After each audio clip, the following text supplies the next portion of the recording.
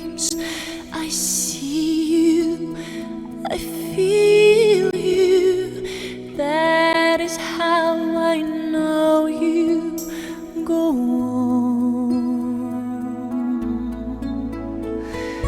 Far across the distance and spaces between us, you have come to show you.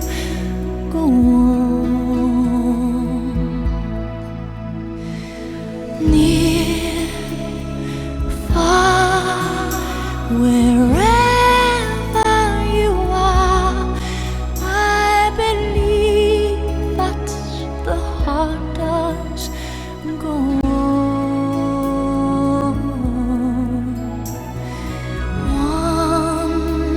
Once more, you open the door, and you're here in my heart, and my heart will go on and on.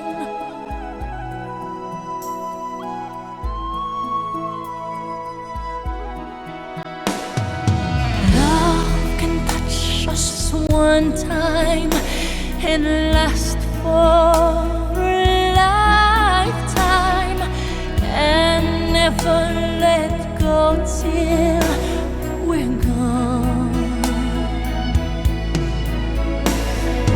Love was when I loved you one true time.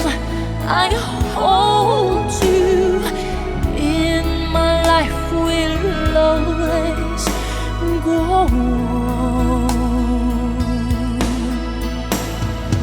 Near, far, wherever you are, I believe that the heart does go on.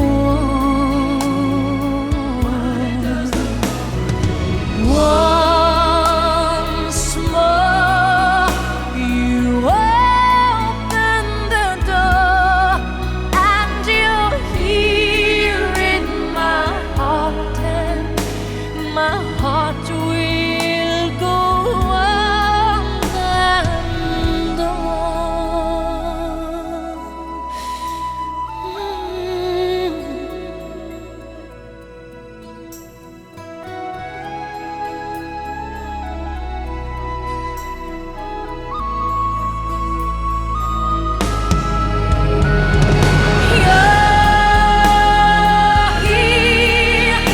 There's nothing I fear, and I know that my heart will go on. We'll stay forever this way. You are safe in my heart, and my heart will go on and on. Well, good morning, everyone. My name is Vanessa Rankin, and I'm a civil celebrant. It is my privilege to conduct this special service to celebrate the life of Glenda Margaret Bonderenko.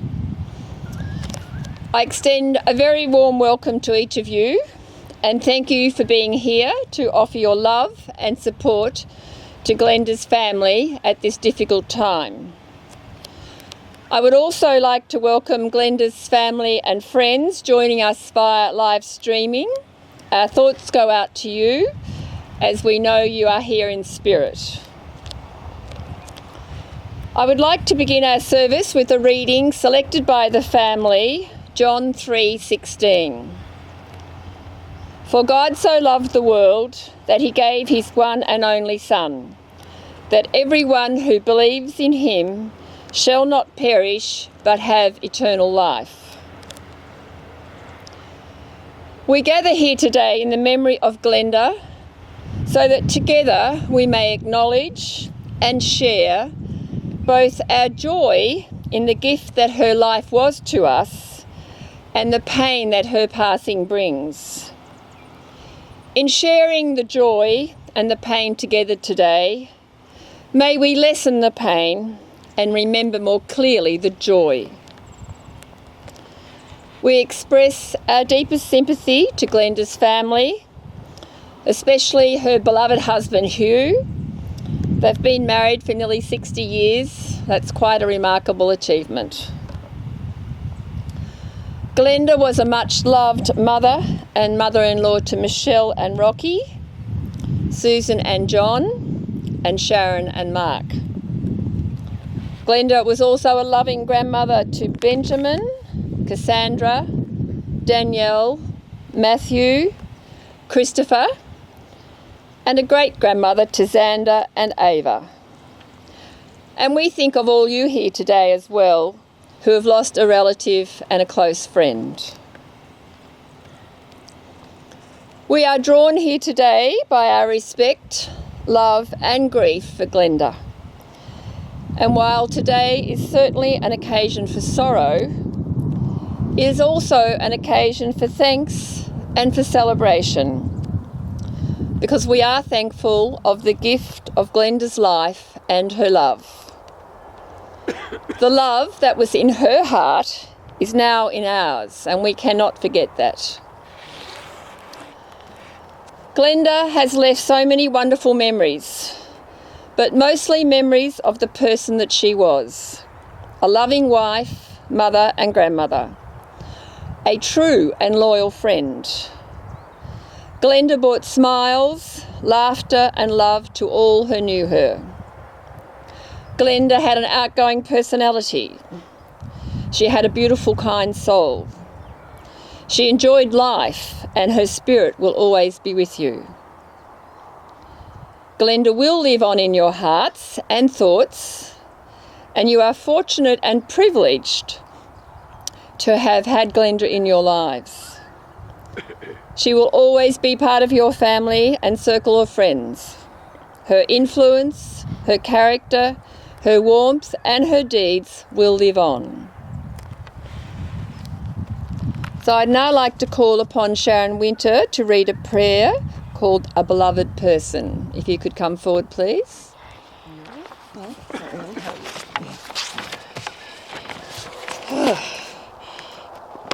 A beloved person is one of life's best gifts, someone to treasure all through life. They are caring and loving, thoughtful and true.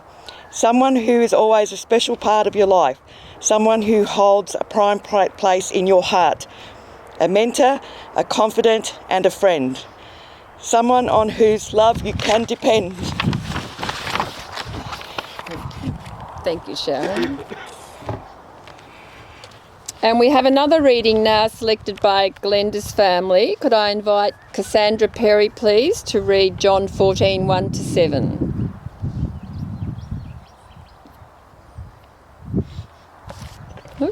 We had to change of plans.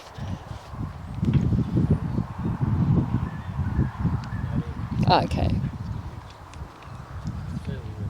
So Sue will read the reading.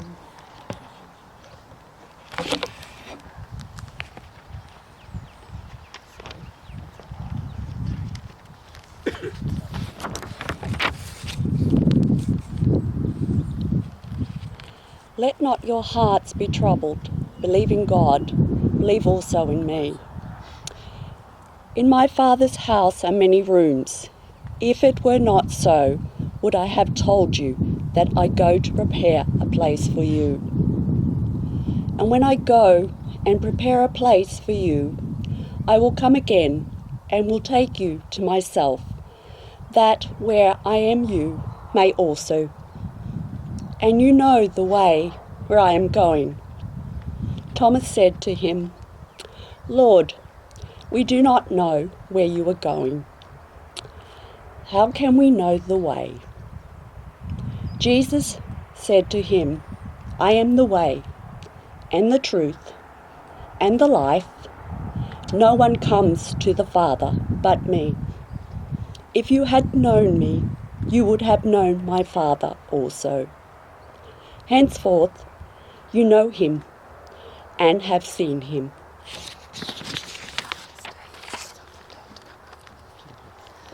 Oh, thank you, Sue. And now if I could call upon Glenda's husband, Hugh, to come forward. He has a little poem for us too. Thank you, Hugh.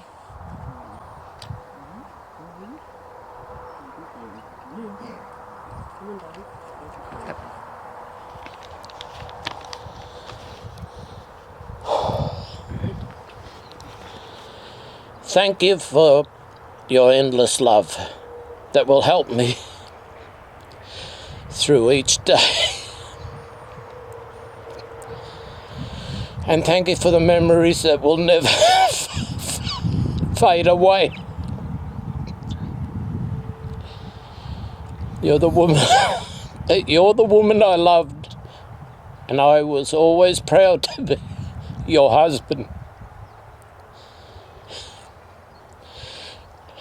And every day, in some small way, we'll celebrate your life.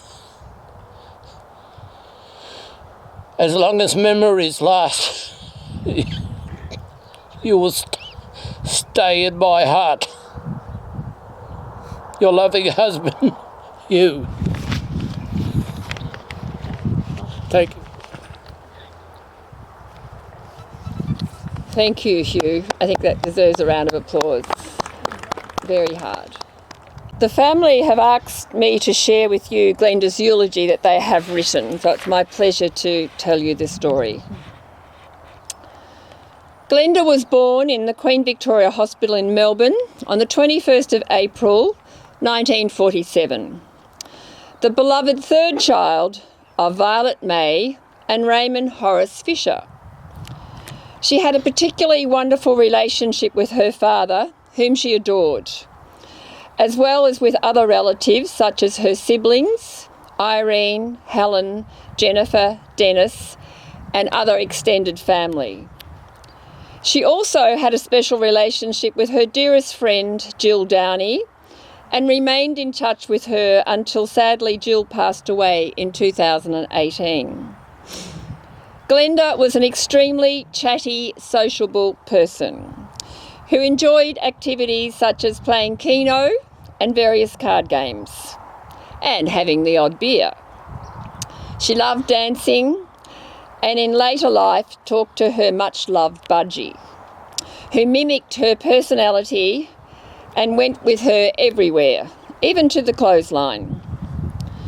Throughout her life, she had many other special friends, some of whom are here today with us. When the children were young, Glenda's mum and dad owned 2 milk bars, one in Carlton and the other in Brunswick. Glenda's father moved the family several times consequently, including to Mansfield and then on to a farm in Coonamoo in Victoria in 1960. Glenda went to school in nearby Brunswick, eventually qualifying as a nursing assistant and practicing in Tocumwal with her sister Irene. When she got married, Glenda left nursing and returned to Cobram, working as an assistant in a local jewellery store. When she was young, Glenda was not short of admirers, but things changed when she met the very debonair Hugh Bonderenko. No arguments there, Hugh. She met him at a local dance at the Yarrawhia Hall. The story goes that Hugh waited near a haystack on Glenda's parents' farms on numerous occasions trying to get her attention. And Glenda's sister Jennifer was sent to the haystack armed with a sandwich for Hughie, as he had lurked there so often and for so long. Is that right? Oh, how lovely. Glenda and Hugh had an amazing life together, including many years of happy and feisty marriage, which was built on love and mutual respect. Glenda and Hughie raised 3 children, Michelle, Susan and Mark, who proved to be somewhat of a handful at times. Glenda would not tolerate her children lying to her, no matter what transgression they had committed, such as being caught stealing cigarettes from the milk bar, setting fire to the paddock and running away from home, just to mention a few. Is that you, Mark, was it? I'm sure there's many more you can discuss later. In the early years, the family and relatives often went caravanning for holidays. Because of Glenda's fun and outgoing personality, unfortunately, Glenda could be the butt of many pranks. In particular, on one occasion, while holidaying in Merimbula with her nephew Michael, he'd placed foaming tablets in her cigarettes, which to her horror erupted when she lit up in the local club. A patron in the club ran over to put them out, yelling out, "Fire!" I can imagine that scene. Glenda played a vital role in Huey's interest in racing greyhounds, going to the functions held by the Victorian Greyhound Fraternity, of which they both hold a lifetime membership. Glenda supported Huey in his passion for raising greyhounds, many of whom went on to be race winners and became good breeding stock. During her working life, Glenda ran a milk bar, assisted Huey with the kennels, drove the bus for the local school for the disabled, and worked in various other businesses, including at Murray Goulburn in production. Glenda's sister Irene lived with the family for a number of years, and the sisters were an enormous support to each other during this time, with Irene being Glenda's closest confidant, best friend, and a wonderful help to Glenda in managing the home. In their retirement, Glenda and Huey made the decision to travel north to warmer weather and purchase a lovely home in a retirement village in Salamander Bay, New South Wales. Unfortunately, at this time, Glenda was diagnosed with dementia, and in late November 2023, the disease progressed rapidly as a result of a serious blood infection. Huey initially cared for Glenda at home, but the invasive treatment for other medical issues that arose meant that Glenda had to return to hospital, where she was cared for until she was passed away. Glenda will be sorely missed by all those who loved her. Her sense of humour, her ability to make people laugh, her straight shooter attitude, and her loving demeanour to all who knew her will always be remembered. Rest in peace, Glenda, always with us in our loving thoughts and prayers. So thank you to the family for sharing that with us today. I would now like to call upon Glenda's cousin Valerie Burke to tell us some more stories of Glenda.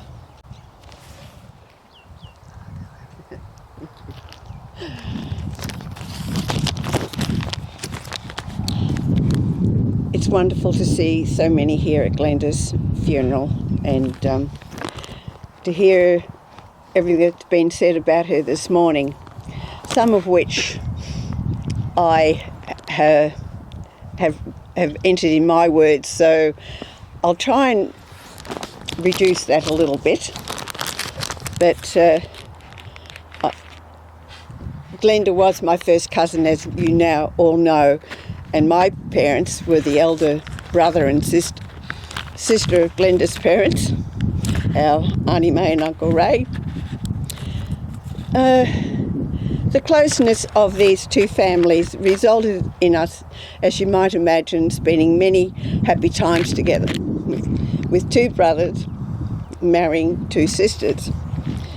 And throughout the years, as time went on, and throughout the years, we didn't get to see one another as often as we may have done. Our roads took different ways, but with Glenda, the communication between her and I always remained very open, and knowing Glenda as you did, you could understand why it was always so easy to be in contact with her and listen to that beautiful laugh and her loving and caring nature.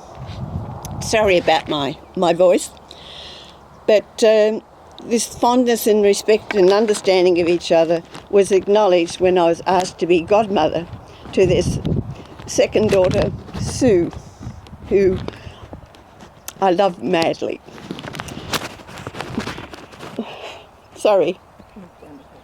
Although my brother Ken and sister Rhonda can't be here today, we all agree that it was Glenda's infectious personality and laugh that will be mostly remembered.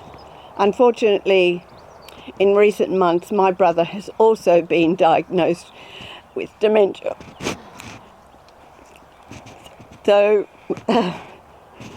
I'm on the road that this beautiful woman has journeyed along with Hugh in recent months. But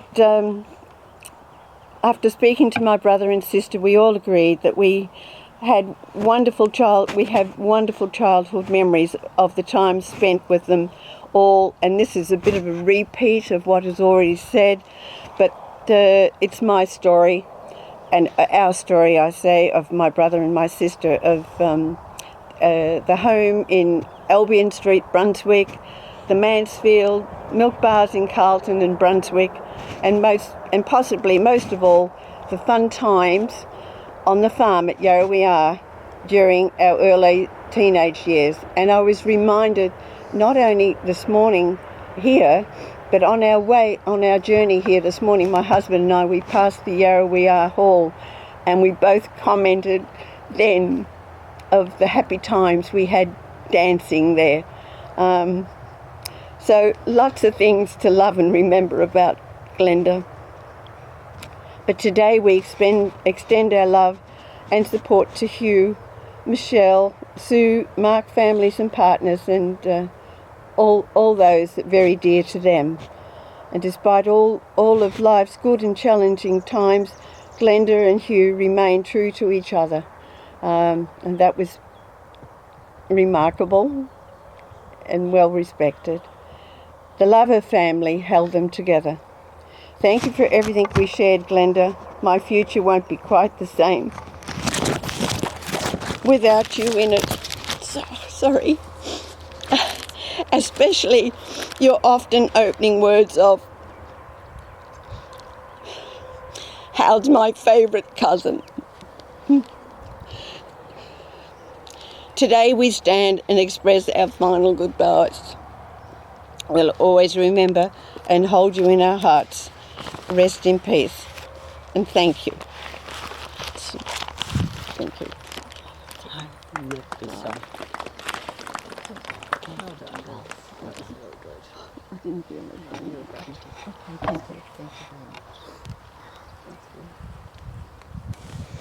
Thank you very much, Valerie.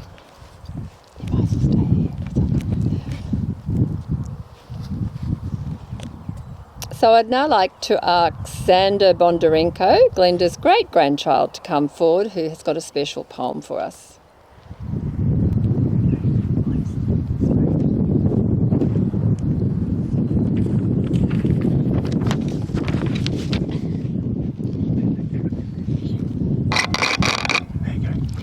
Ode to Great Granny Glenda. You were as sweet as cake, you were as beautiful as a butterfly, you always had your nose to the grindstone.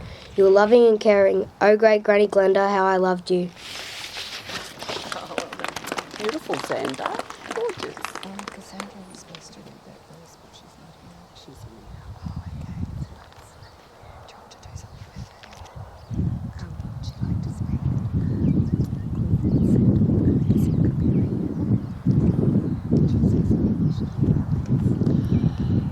We'd now like to call upon Cassandra Perry. If you're here, Cassandra, would you like to come forward? I believe you've got a story for us too. I'm short, but not that short.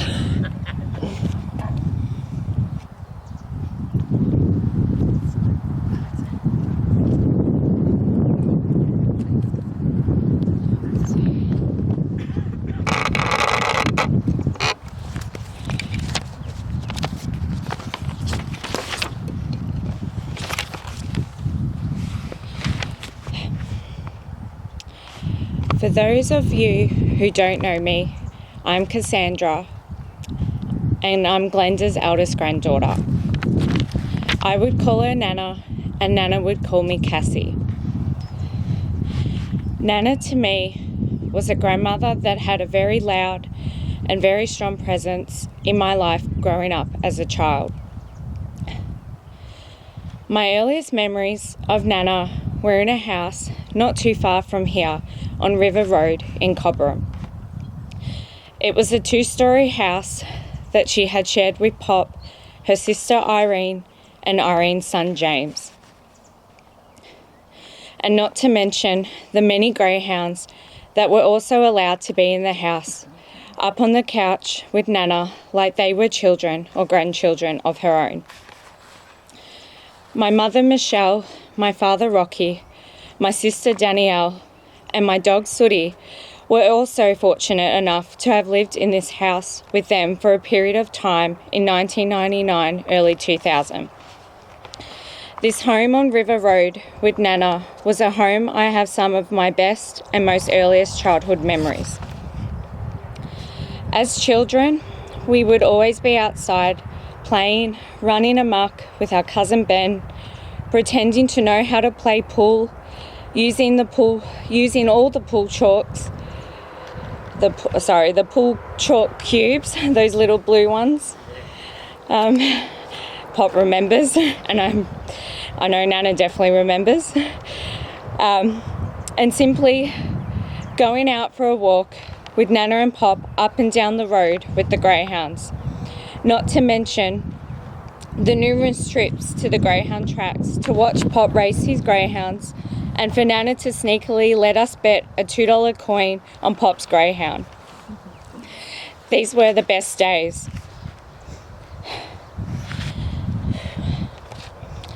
For some reason that I don't know why, but still till this day, I can remember so clearly as a child discovering Nana's jewellery stash in her wardrobe upstairs. I guess as a child, seeing all that gold and those long necklace chains of hers so neatly stacked away, I felt like I had hit the jackpot. And sure enough, it wasn't before too long, hearing a loud voice yelling out, "Cassie!" after Nana had caught me snooping through her jewellery drawer. Nana was very particular in what she wore and took such pride in her appearance. As she got older, she never failed to continue to dress well and would always be found with her gold necklace chains around her neck in 3s. You bet every photo I have of her, she is never without them. I'd like to think maybe that's where I got my fashion sense from. Sorry, Pop. And my love for gold jewellery till this day. Saying goodbye to her and wanting to write down every memory of her and the impact she had on my life has left me speechless.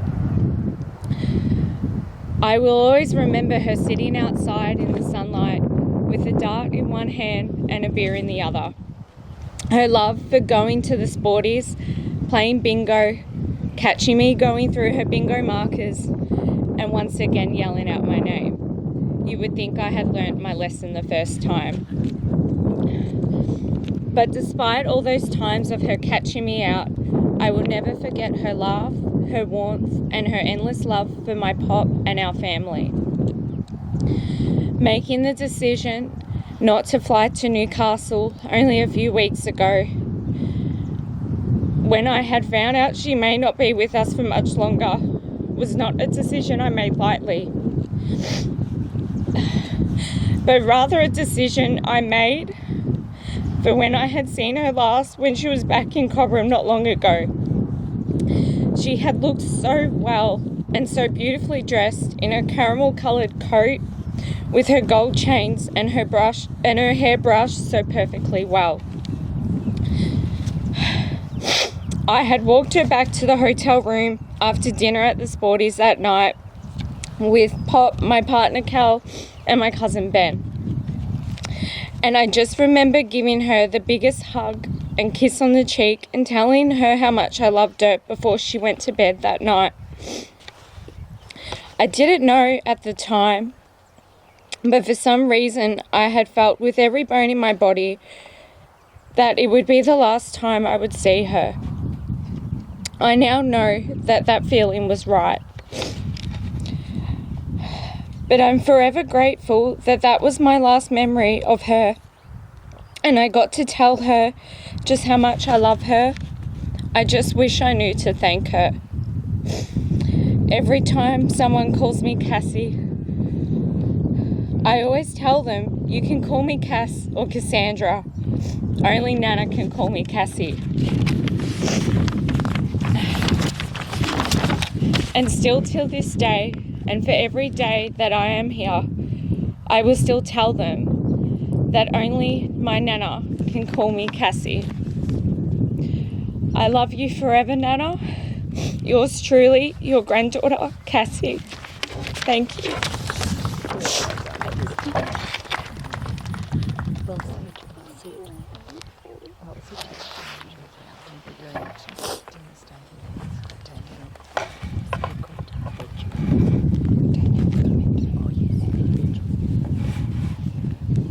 Thank you, Cassandra, for those beautiful, heartfelt words.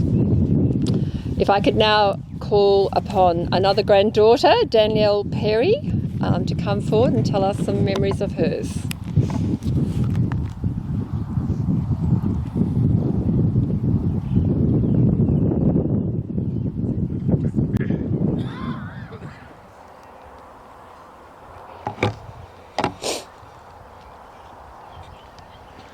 In the quiet moments of reflection, as we gather to honour Nana's life, it becomes clear that it was her simple yet profound gestures that left an everlasting mark on each of us. I recall the cherished moments spent with Nana, those impromptu visits filled with cups of tea and tales of our lives. Despite my protests, she would always insist on preparing a sandwich, a small act of love that spoke volumes about her caring nature. I can still hear Nana's laugh as we shared some slightly inappropriate jokes at the hospital, despite Pop and Auntie Sue's disapproval. But the moment I will forever cherish was my last visit. As I hugged you goodbye, I told you how proud I am to be your granddaughter, to keep the nursing staff on their toes, but also most importantly, how much I love you. Nana's love extended beyond our generation, gracing her great-granddaughter Ava with 4 precious years of her life.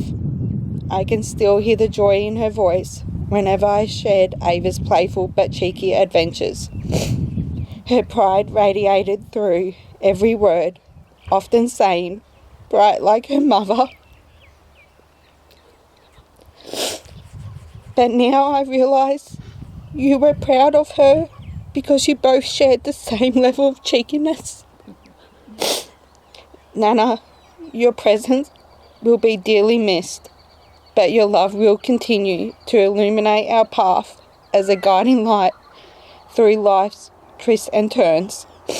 Rest peacefully, Nana. We love you.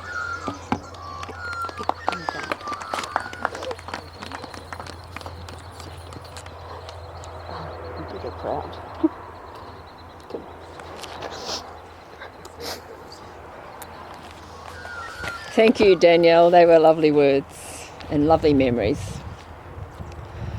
So I'd now like to call upon Glenda's son, Mark. Would you like to say some words, Mark? And I think Benjamin is going to say some words too. Is that correct? Grandson. Thank you. A grandson. That'd be lovely. Thank you.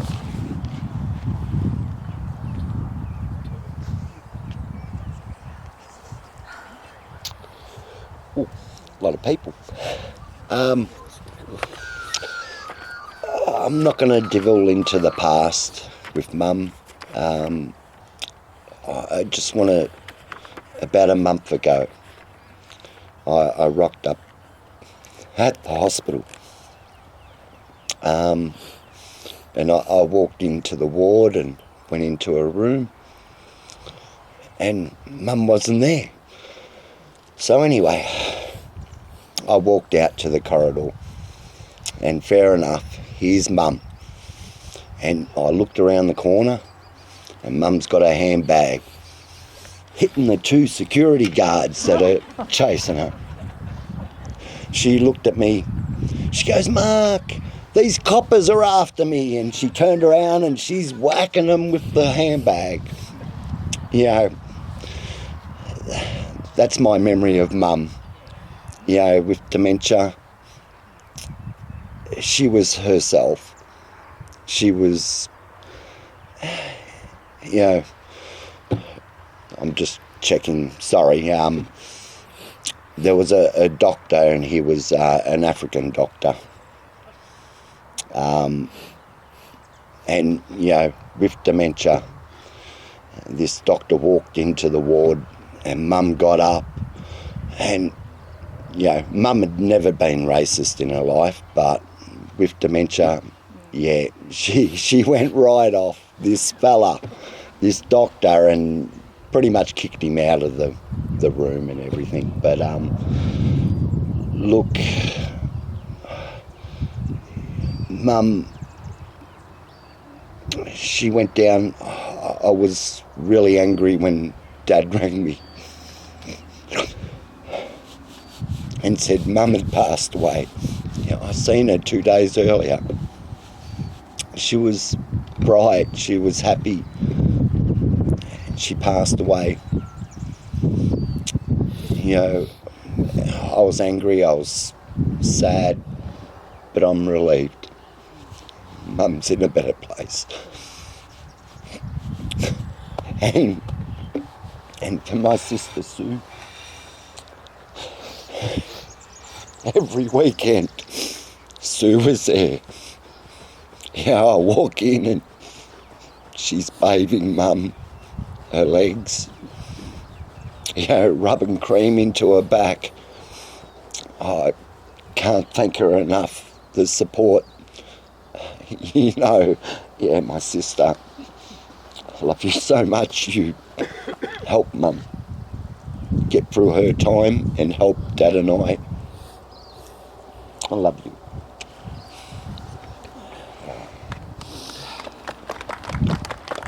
Run away.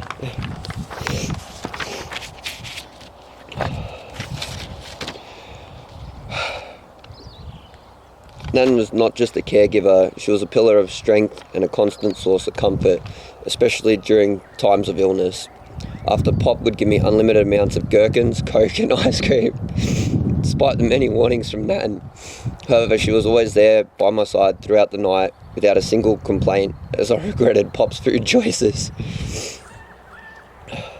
The memories of riding the three-wheeler flood my mind, deliberately swerving sideways into the driveway to purposely balance on two wheels, anticipating the inevitable shout of "Benjamin!"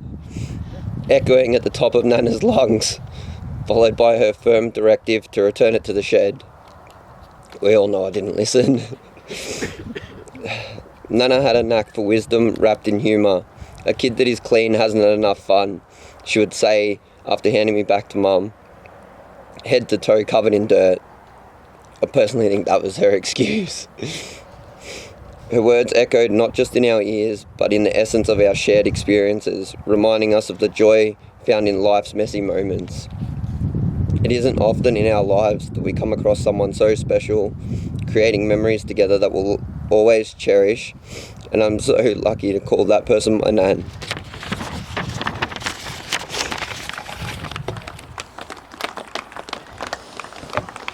Thank you, Mark, and thank you, Benjamin, for sharing those stories.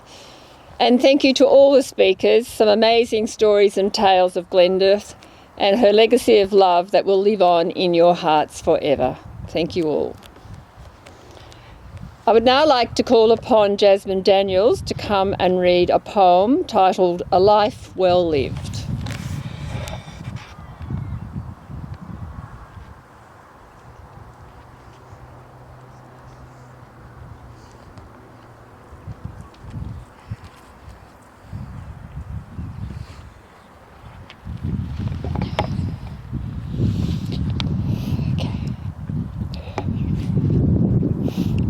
Words of hope. A life well lived. A life well lived is a precious gift of hope and strength and grace from someone who has made our world a brighter, better place. It's filled with moments, sweet and sad, with smiles and sometimes tears. with friendships formed and good times shared and laughter throughout the years. A life well lived is a legacy of joy and pride and pleasure, a living, lasting memory our grateful hearts will treasure.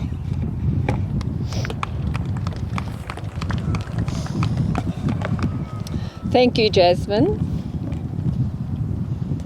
So we're now going to listen to a song, Amazing Grace, and we'll pause for a few moments to bring Glenda to mind and reflect on what she meant to us individually. Think of her as you knew her, pray quietly for her if you wish, recalling the good and happy times you shared with her, the sound of her voice, the funny things she said, her laughter, her fun times and happy times, her sad times and difficult times. That saved a wretch like me. I once was lost, but now I'm found. Was blind, but now I see. 'Twas grace that taught my heart to fear, and grace my fears relieved.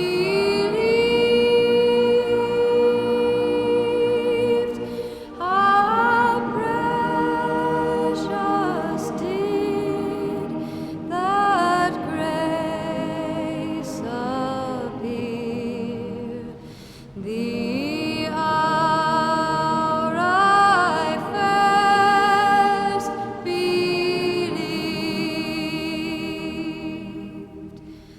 Through many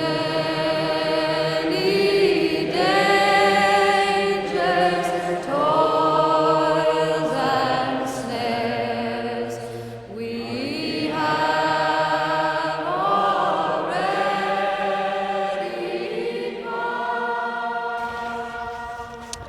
So I'd now like to invite Glenda's daughter Sue to come forward and read the 23rd Psalm.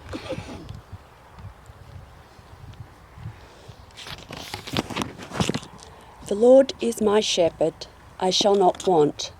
He maketh me to lie down in green pastures. He leadeth me beside the still waters. He restoreth my soul. He leadeth me in the paths of righteousness for his name's sake. Yea, though I walk through the valley of the shadow of death, I fear no evil. For thou art with me, thy rod, thy staff, they comfort me. Thou preparest a table before me in the presence of mine enemies. Thou anointest my head with oil. My cup runneth over.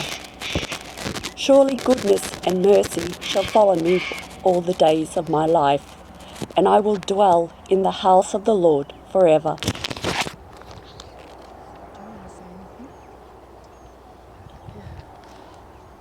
I just want to thank everybody for coming today. My mother's life, she's so blessed to have such amazing people in her life, but in saying that, she was a beautiful soul. It's just the last 6 months of her life, well, only a small part.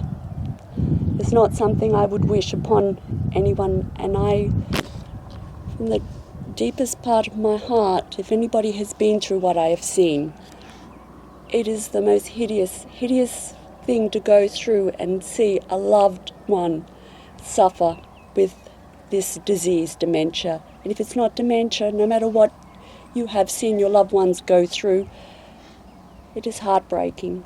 And for me, my beloved mother, and she was very much that, it ripped apart my heart. But thank you everyone for coming. If anything, it gives me great happiness to see you all here and to celebrate and be a part of this ceremony. Thank you.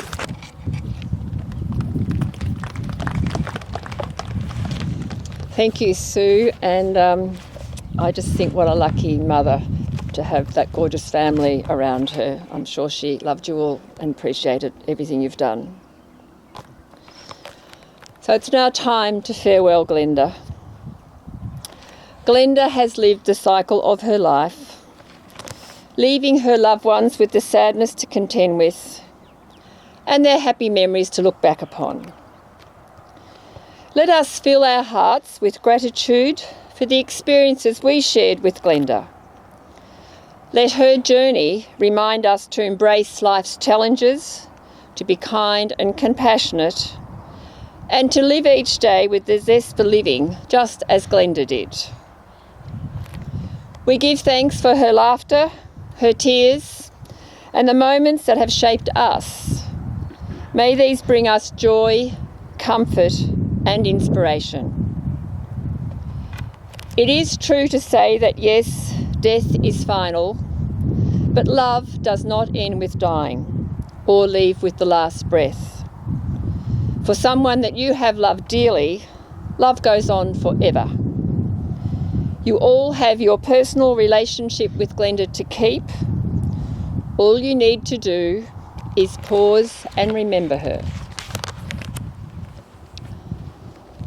We now gently and reverently commit the body of our much loved Glenda Margaret Bonderenko to its natural elements, from which all life comes and from which all life in the end returns. Earth to earth, dust to dust.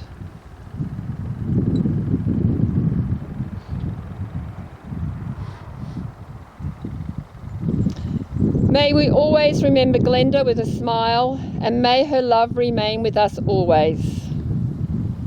Let us leave here at peace with ourselves and at peace with each other and our memories of Glenda. Glenda, may you rest in peace. So on behalf of Glenda's family, I thank you all for coming here today and sharing in this celebration of her life.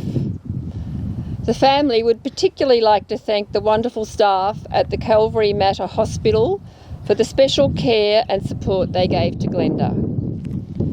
Glenda touched the hearts of many during her stay at the hospital, and the staff were amazingly kind, considerate, and they held Glenda in their arms as a family would. A big thank you to all of them. A special thanks to Sharon, Lewis, mum and daughter duo, Renee and Denise, and a registered nurse, Sharon, who had a special connection with Glenda. The family thanked them all for their love and support. Following this service, Glenda's family invite you to join them all at the Baruga Sports Club to share some refreshments and your memories of Glenda. I'm sure there's lots more of those around to tell. So if you would like to come forward now and place a flower on Glenda's coffin as your farewell tribute, please do so. Thank you all.